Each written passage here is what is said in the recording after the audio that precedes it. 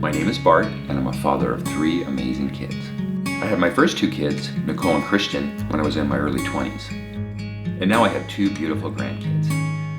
14 years ago, I married the love of my life, Tina, and became a dad again in my mid-50s.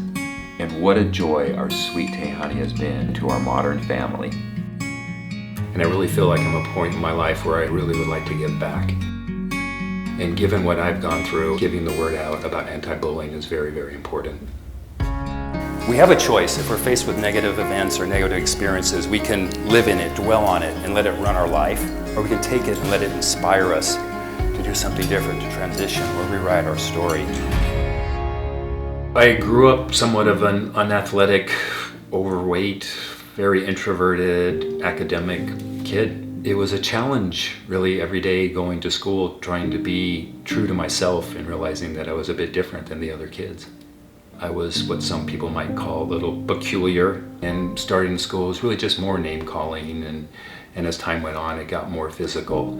And by the time I got into middle school, it was basically fearful every day that I went to school. There was one guy in particular, his name was Charlie, and while I do have a lot of examples, the one that really stands out is during PE class. So as luck would have it, I got teamed up with Charlie. What was supposed to be a wrestling match really turned out to be a full fight club. And at the end, he had me choked out on the mat, and where I passed out. And then when I woke up, Charlie and his friends were standing above me laughing. And what I remember was one being very humiliated, but also really just being really, really scared.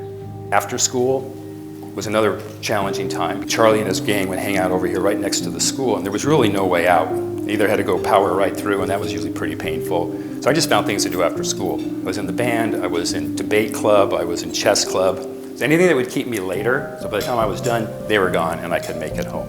This was something that I was actually kind of embarrassed of. I didn't really tell anybody. My family didn't know, my brother and my sister and my parents. It was something that I just lived with myself and figured this was just the way of life for me. So the turning point for me, it was watching a movie, Rocky. I sat down in the theater, popcorn, soda, and watching the movie, and I don't know what happened. I just really, really connected with the character Rocky. He was an underdog. He wasn't liked. He was disrespected, made fun of. And here's a guy that went all the way just through true grit and willpower and worked his way up. And when I woke up the next day, I sat up with complete conviction that enough was enough. I'm done. I'm not gonna let this happen anymore. I'm gonna change my life. I'm gonna rewrite my story. So I remember putting on my Vans tennis shoes, went outside, and I did my first jog. It was 5 minutes, but every day a little bit more. So I went from 5 minutes to 7 to 10, and I got to a point where I could do a whole hour.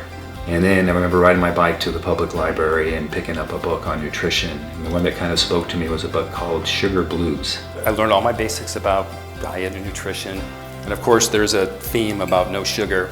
And just as a sidebar, I know you all know that I like wine, and I'm under the impression that wine has no sugar, so please do not burst my bubble tonight.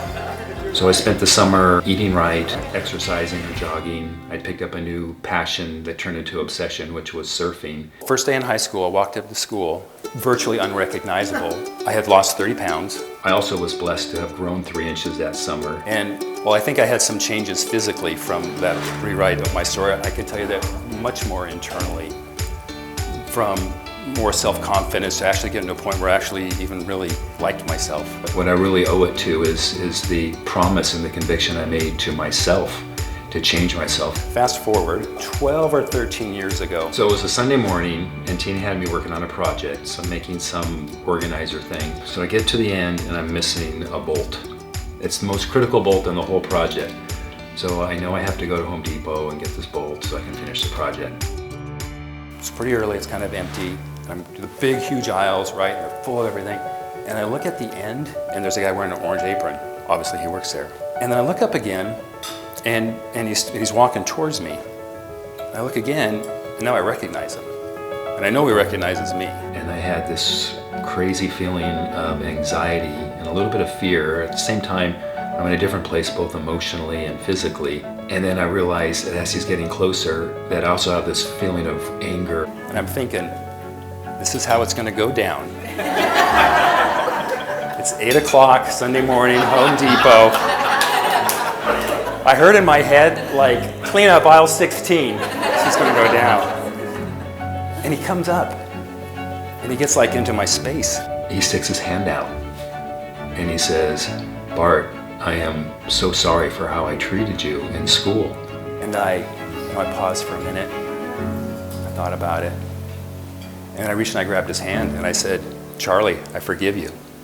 At the end, kindness does cure. He said 4 words, I am so sorry. And it basically lifted 30 years of pain that I had. And then he picked me up and gave me a bear hug. And I just thought about how crazy that would look for someone walking by Home Depot, 2 guys hugging it out. But when I left there, a little bit in shock, and then I started to think, like, what kind of pain might Charlie have been in back in the day? Because what I've learned since is that hurt people hurt people. So what kind of hurt might he have been going through? So while we might look at the bully as being a terrible person, I think what we need to do is kind of peel the layers of the onion off a little bit and maybe ask, what hurt are you going through that causes you to do this kind of thing or create this kind of pain? When people hear Bart's story and they say, how could you have ever been bullied? How could this be possible? And now you have this beautiful life and sense of confidence and genuinely wants to help people.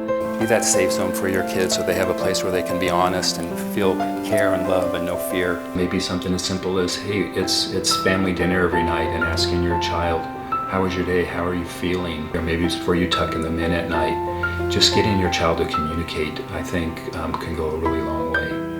It's just beautiful to watch him speak publicly. And now that he's sharing the message of kindness cures and the anti-bullying movement, I don't know where this is going to take us, but this is exciting. Because if you can help heal one little person or one adult, I mean, that's huge. The best thing that we can do is just lead by example, teach and show kindness. And teaching our children how to become really amazing human beings. We have empathy, we have compassion. Someone may wake up in just a very bad mood or had something really terrible happen to them. And if you think about what one act of kindness can do for someone, how are you? How can I help you? Could change the trajectory of their entire day and in the bigger sense, their entire life. Kindness does cure. Thank you.